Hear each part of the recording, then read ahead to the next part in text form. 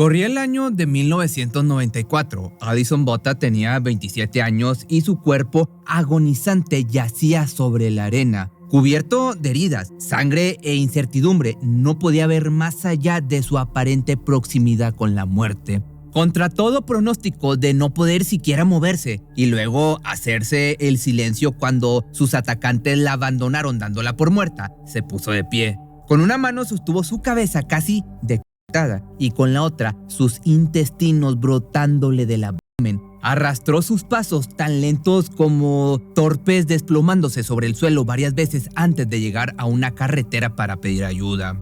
A partir de ahí la vida de Alison cambió para siempre y hoy te voy a contar todos los siniestros acontecimientos que atravesó antes de poner un pie sobre la carretera donde finalmente alguien le brindó el auxilio que necesitaba.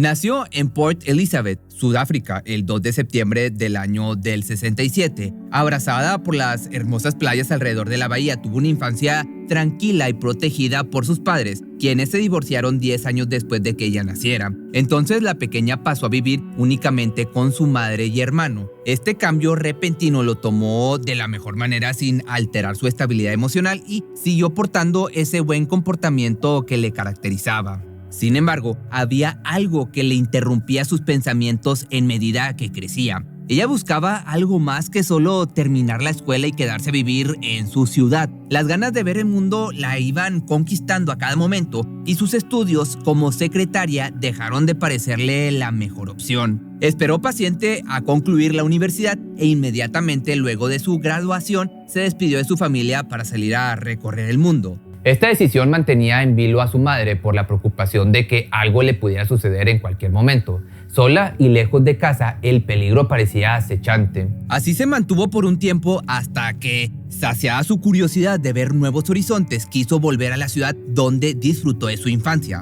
Entonces encontró un trabajo como corredora de bolsas y se reencontró con sus amigos. Solía reunirse con ellos en las playas de Sudáfrica. Era el 18 de diciembre de 1994.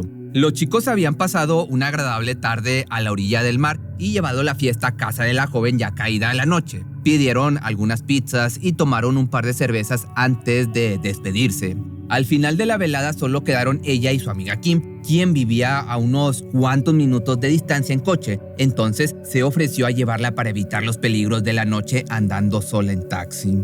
Al conducir de regreso solo pensaba en llegar a casa, darse una ducha e ir a la cama. Dio algunas vueltas buscando dónde estacionarse y cuando lo hizo dio un largo respiro de cansancio.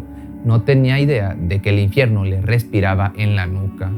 Se inclinó hacia el asiento del copiloto a alcanzar un cesto de ropa limpia que llevaba y justo en ese momento le asaltó un terrible escalofrío por todo el cuerpo. Apenas giró la cabeza para ver quién se postraba tras ella y en primer plano distinguió un afilado cuchillo sostenido por la mano de un hombre joven, delgado, alto y rubio. Se congeló por un instante, mirándolo e imaginando lo peor, y así de rápido, ambos estaban encerrados en el auto. Salió de la calle donde Alison se había estacionado e inició la travesía del perverso crimen previamente organizado entre él y un cómplice. Avanzó a recoger al otro sujeto. La joven pudo pronunciar las primeras palabras. Le dijo que podía llevarse su auto y todo su dinero, mas el plan iba mucho más allá que un asalto. Pronto llegaron a una esquina donde aguardaba el cómplice. En el camino identificó los nombres de los sujetos, Franz du Toit y Tenus Kruger, que te van a estar apareciendo aquí. Ella solo veía con temor la carretera, cada segundo más lejos de casa. Se dirigían a una zona desierta a las afueras de la capital sudafricana, acercándose al punto previsto donde tendría lugar uno de los ataques más violentos perpetrados en contra de una mujer. Antes de llegar la dejaron entrever lo que le esperaba. Le dijeron que tendrían relaciones con ella, seguido de la pregunta sobre si lucharía contra ellos. Alison, absolutamente aterrorizada, dijo que no. Minutos después, se estacionaron en un área descampada. Los hombres descendieron del auto e iniciaron con el brutal abuso. tan alejados de la civilización. Sus gritos evidentemente fueron silenciados por la profunda nada que le rodeaba. Quizá cuando terminaran la abandonarían a su suerte. Sin embargo, estos tenían otros planes. Sabían que dejarla viva era un riesgo total. Podían ser reconocidos y encerrados de por vida, de modo que procedieron a intentar quitarle la vida. 30 cortes en el abdomen no fueron suficientes para arrebatarle la vida. Permanecía dispuesta a resistir tal agonía hasta que escuchó una de las peores sugerencias que pudo dar el hombre que se hacía llamar Dutoit, quien, como si se tratase solo de un pedazo de carne, dijo querer mucho sus órganos reproductivos, pero pronto se dispusieron a abandonarla. En eso estaban cuando de la nada la pierna de Allison se contrajo, sembrando en ellos la duda de dejarla moribunda. Entonces quisieron asegurarse de terminar el trabajo. Uno de los atacantes se puso sobre ella, tomó el arma y la deslizó por su garganta de izquierda a derecha aproximadamente 20 veces seguidas.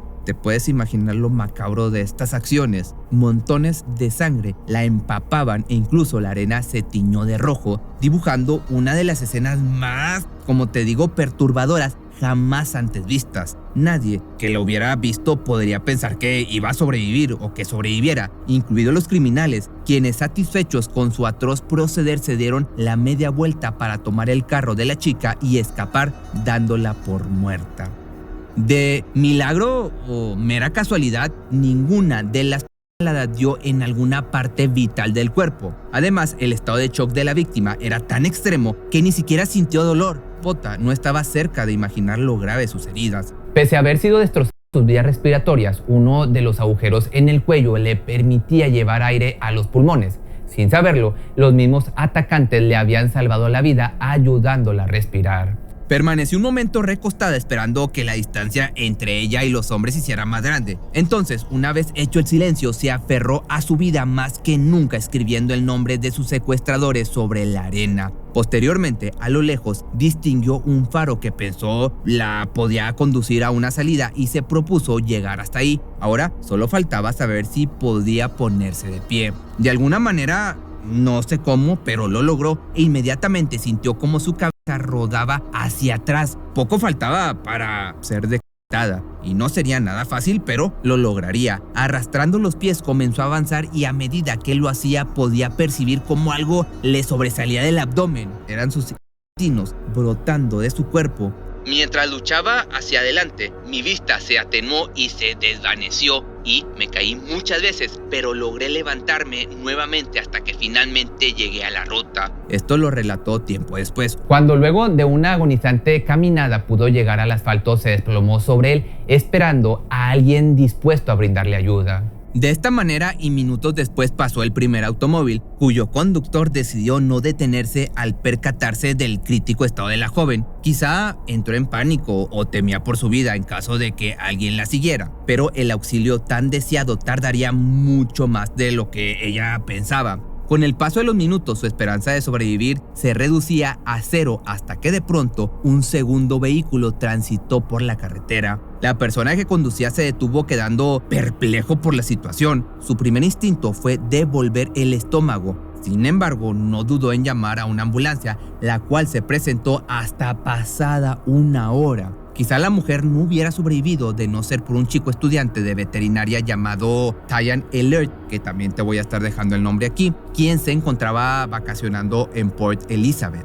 Sus conocimientos le permitieron tomar cartas en el asunto, logrando una maniobra que hizo la diferencia. Pudo regresar la tiroides expuesta a su lugar antes de la llegada de los servicios de emergencia. Finalmente los paramédicos arribaron al lugar y la trasladaron a un hospital, pero las esperanzas de vida rayaban en lo mínimo. No obstante, por alguna especie de milagro, Allison pudo identificar a los atacantes gracias a los archivos policiales que se le mostraron ese mismo día. Entonces, más rápido de lo esperado, la frase violador de estafadores ya acaparaba los títulos o los titulares de los medios de comunicación.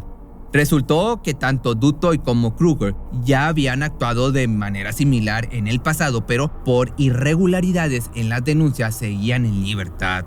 Por fortuna, esta vez sería muy diferente. Se les acusó de 8 cargos, entre los que destacaron secuestro, violación e intento de homicidio, recibiendo una condena de cadena perpetua en agosto de 1995, más una nota en su expediente que detallaba una simple indicación: estos criminales no podían ser puestos en libertad bajo ninguna circunstancia. Los culpables alegaron haber actuado por motivos de rito satánico, por lo que la víctima declaró tiempo después: Satanás realmente trató de robarme la vida. Sin duda, la experiencia más traumática e increíblemente difícil de superar. De igual forma, Botha logró salir victoriosa ante este ataque tan salvaje, pero aún le quedaba un enorme camino por recorrer, principalmente su recuperación, la cual no podría haberse logrado sin la extenuante dedicación del doctor que la atendió esa noche. Sus órganos estaban tan atestados de partículas contaminantes que el trabajo de limpiarlos resultó increíblemente complicado. Pero una vez hecha esa labor, debía mantenerse en completo reposo y vigilancia médica para su recuperación. Pasaron muchos meses antes de ser dada de alta. Luchó contra todo y con gran esfuerzo pudo hacerle frente a la depresión que la abrazaba, recordándole su insoportable pasado. Pero había una cosa que le dolía aún más: